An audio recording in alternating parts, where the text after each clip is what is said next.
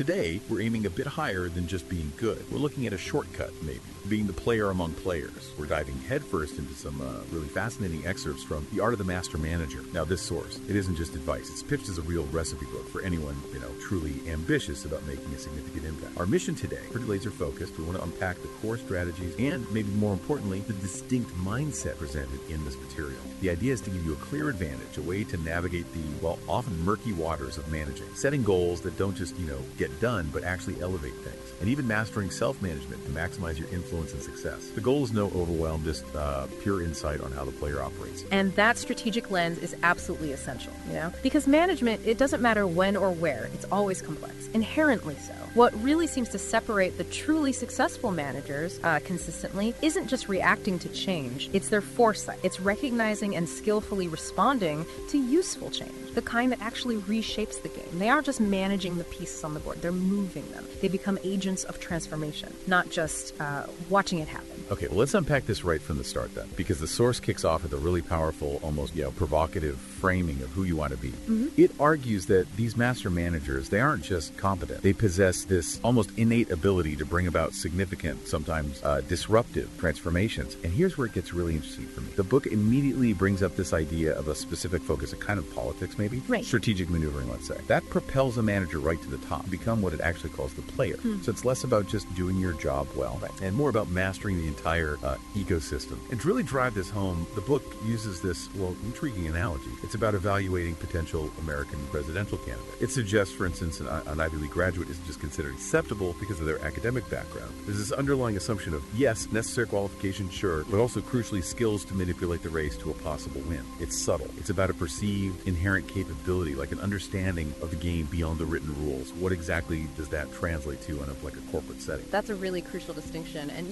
the source doesn't shy away from it. What's fascinating here is that the book isn't really looking for smart aid. It basically assumes the intellectual horsepower and inherent skills are already there for anyone aiming this high. Instead, it dives into how the player leverages those skills and the internal drive that's needed. The source, it even provocatively states that personal accountability is not a skill on any school curriculum. Only mothers teach that, which suggests that foundation, taking ownership, seeing the game through, it's something deeply ingrained, not learned in a classroom. So this really positions the book as a very hands-on guide, a recipe book, if you like, full of practical kitchen skills for that ambitious individual who wants to, outsmart the playing field, not just play by the existing rules. It's about developing a kind of strategic intuition, almost an internal compass that maybe others lack. Okay, that deeper understanding of who you ought to be is, a powerful foundation. But often, even the sharpest minds can get bogged down in the day-to-day grind, right? So how does the source bridge that gap? How do we move from that player's mindset to truly actionable, almost kitchen-level skill, like goal setting, without losing that strategic edge? Exactly. It immediately shifts gears to the how, starting with, the bedrock of any successful venture. Goal setting, and look, while many listening will know the George Doran concept of SMART goals, The Art of the Master Manager unpacks it through this very specific player's lens. Most managers use SMART just to make sure goals are, achievable. The player, however, uses them to strategically define their pathway to influence. Different. Let's quickly touch on the elements, but with that player twist in mind. First up, specific. For the player, this isn't just the basic doubly questions who, what, when, why, which. It's also thinking, whose attention will this specific mission grab? What strategic ripple effect will it create across the whole organization? It's specificity, but with a strategic agenda baked in, forming a mission statement that serves a bigger purpose. Then, measurable. Okay, this isn't just tracking progress. For the player, measurable means creating metrics that are undeniable. Metrics that showcase their unique impact and value, making their contributions visible, quantifiable, right up at the highest levels. It's tangible proof of their rise. Next, achievable. So a standard manager might just check if they have the resources. The player uses this step to identify what resources are needed that others might overlook, or even figure out how to create new resources to get an advantage. It's about pushing the boundaries of what seems possible by cleverly getting or developing the means. Right, finding an edge. Exactly. And it also needs to be realistic. Now here, the player isn't just asking, can it be done? They're using realistic to ruthlessly prune anything that doesn't directly push their strategic climb forward. Even if it's a good idea on its own merit, it's about this kind of singular focus on the path to becoming the player. And finally, time framed. For the player, a deadline isn't just about motivation. It's about controlling the pace of the game, maybe creating strategic pressure points on competitors, or signaling they're ready for the next big move. Wow, That's a really powerful reframing of something many of us think we know well. So it's not just about setting goals, it's setting goals that are inherently designed to boost your strategic position. Precisely. Yeah. The source really hammers home that this rigor, it isn't meant to be daunting. It's a necessary filter for real ambition. It implies that this deep, almost ingrained sense of organization is actually why organizations started demanding project management skills. Not just for efficiency, you see, but as a demonstration of a manager's advanced professionalism, their ability to strategically orchestrate outcomes. It's a signal of someone who can be trusted with more responsibility. Okay, here's where it gets really interesting for me, taking it another step. The source suggests a smart goal can become a smarter goal. Many listeners might know the acronym, but what are these extra bits, the E and R? And how do they really elevate the whole framework for the player? Well, that's where a really critical layer of strategic refinement comes in. If we connect this to the bigger picture, the E and R in smarter, they primarily involve leveraging something powerful, mentorship. When you involve a mentor, they might send you back to do the E that's for evaluating, and the R for redo. They help you fine-tune your mission statement in ways you probably wouldn't see on your own. Now, this isn't just about getting advice right, it's about gaining that external, seasoned perspective. Someone who helps align your personal vision with the wider organizational strategy, making sure your goals actually resonate and create maximum impact. This approach is powerful because it brings immense clarity between your raw vision and your strategic dream, and therefore clarity between potential success and potential failure at a much higher level. It's like having a critical strategic partner who can spot your blind. All right, so once your goals are smarter, truly aligned for strategic impact, the next crucial step our source points to is develop and document your action. And the book is remarkably candid about how tough this can be. Even comparing it to being forced to write a book or calling it a challenging punishment, it's definitely not the fun part for everyone. But for the player, what does it involve beyond just, making a list? Yeah, that raises a really important question. What is an action plan from this advanced viewpoint? The source is clear. It's not just a to-do list that anyone can scribble down. Instead, it's described as a filtered list of relevant tasks needed to complete the mission. But filtered is the key word here, I think. For the player, filtering means ruthlessly cutting anything that doesn't directly contribute to the strategic goal, or even activities that are productive but maybe don't advance their specific game. It's designed for efficient goal achievement within a very meticulously programmed framework, focusing intensely on those strategic objectives. The process itself is quite involved. You brainstorm all possible tasks, all the pathways. Then you meticulously analyze them to assign an order, including who's responsible for what. And this is where the source gets, really intriguing. It talks about planning the roles of potential cult leaders, even at this early stage. Cult leaders. Yeah. That sounds intense. It does. But this provocative term, as the source uses it, seems to refer to identifying individuals who have exceptional influence. People who can rally intense dedication and loyalty to a specific part of the plan. It's about recognizing and leveraging the innate charisma of certain team members, empowering them to become passionate champions for different tasks. This level of orderliness, this structure, it stops you from overlooking critical tasks and helps you quickly see what to delegate, what to maybe outsource, or even what to strategically ignore because it just doesn't serve the player's main objective. So it's not just about tasks, it's strategically mapping out the human elements of influence too. Yeah. Very interesting. And after all this meticulous planning, you then crush the plan through the schemes machine to fine-tune its viability. Crush through the schemes. Okay, that sounds intense and definitely something we need to unpack. What exactly is the schemes machine and how does it refine a plan for the player? Indeed. Schemes is a really powerful project management acronym. It helps ensure you've done a comprehensive resource assessment. For the player, though, it's not just a checklist. It's more like a diagnostic. It helps identify not only what you need, but also potential vulnerabilities and, importantly, opportunities for competitive advantage. It stands space do you have the physical or digital environment? Cache the financial resources needed. Pretty straightforward. Helpers the human capital, the team, the hands-on support, equipment, tools, tech, machinery, materials, raw components, supplies, inputs, expertise, specialized knowledge, skills, IP. And systems the processes, protocols, organizational structures in place. What's interesting here is the acknowledgement that there's often overlap, like between helpers and expertise, right? Both probably involve people. And the book notes, it's not like you have to exhaust every single step or resource category. The real value is in the structured thinking, the comprehensive analysis. It for schemes becomes this excellent tool for setting clear goals, yes, but also identifying and removing obstacles before they even pop up. And pinpointing other limiting factors that you might actually be able to modify or influence. It's also incredibly useful for breaking down a main goal into smaller sub-goals and planning the activities needed for each one. Okay, so schemes helps outline what you need. But thinking about the player operating in this high-stakes competitive environment, how do they use schemes not just to identify resources, but to actually secure an advantage? Like, what if one of these resources, say expertise, is really limited or maybe even contested internally? How does the player strategize around that using this framework? That's where the deep dive really starts, doesn't it? The player doesn't just list the expertise that exists now. They anticipate future needs. They identify hidden or maybe just emerging talent.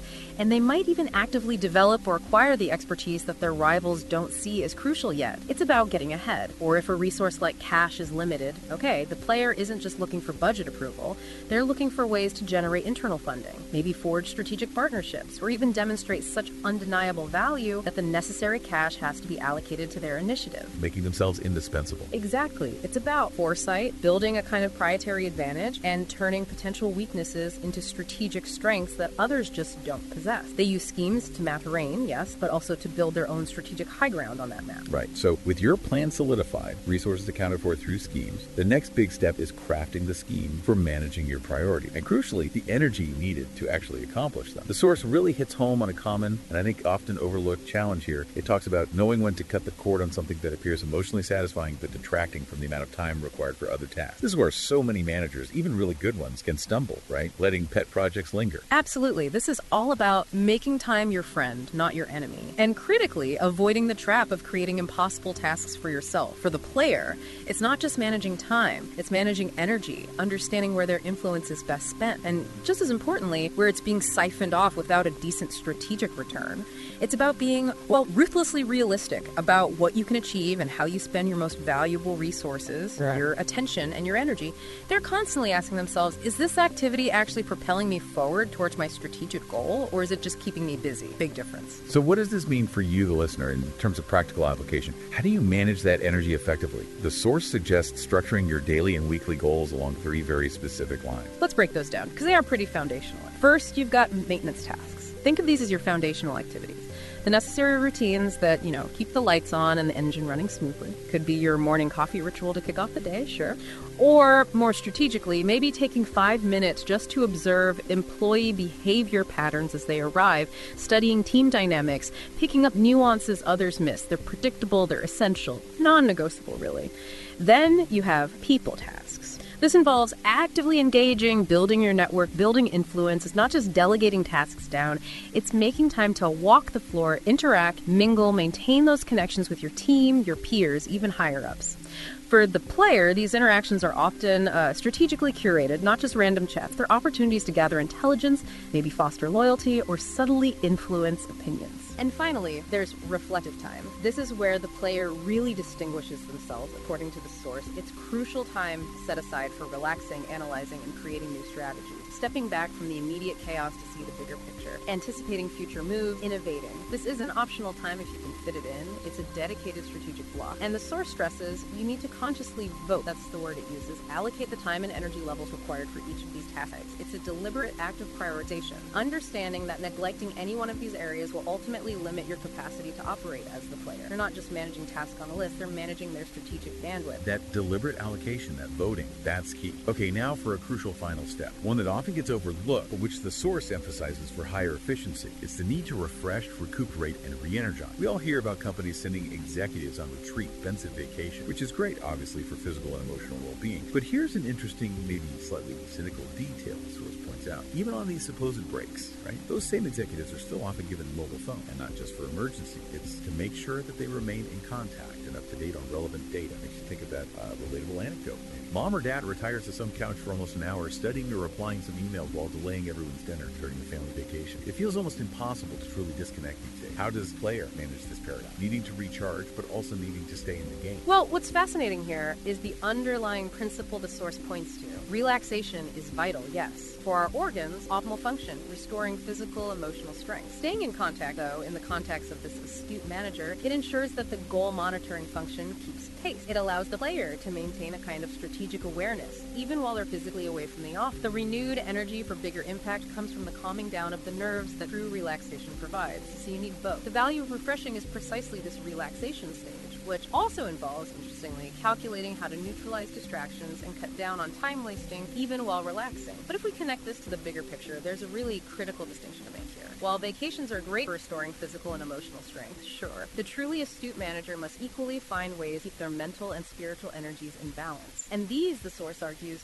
do not wait until vacation. These aren't things you top up once a year. They are energies that require constant review and understanding. And critically, they require specific, consistent actions to maintain them. Though, as the source notes, they are commonly neglected to the detriment of the individual and their long-term ability to form at that layer level. So this means consciously carving out time regularly for activities that replenish your mind and spirit. Whether that's focused learning, creative pursuits, meditation, whatever works for you, but something beyond the demands of the immediate task. Wow, what a journey we've taken today, seriously. From really getting inside the distinct mindset of the player and how they view the strategic politics, if you will, of their environment, to the practical tools strategically applied SMART goals, developing robust action plans that account for influence, crushing them through the scheme's framework to secure resources, managing priority of energy with ruthless intention, and finally, recognizing that often overlooked, absolutely essential need for constant mental and spiritual energy management. This deep dive really has provided a kind of recipe book, hasn't it, for enhancing not just your managerial skills, but your overall personal effectiveness and your ability to truly be the player among players. And that leads us to, well, maybe an important question for you to consider now, tying into that last point about constant energy balance. If you were to honestly, truly honestly assess your own energies right now, your mental energy, your spiritual energy, maybe even your social energy, what neglected area might be subtly limiting your effectiveness or just your overall well-being? What might be potentially holding you back from becoming the player you aspire to be?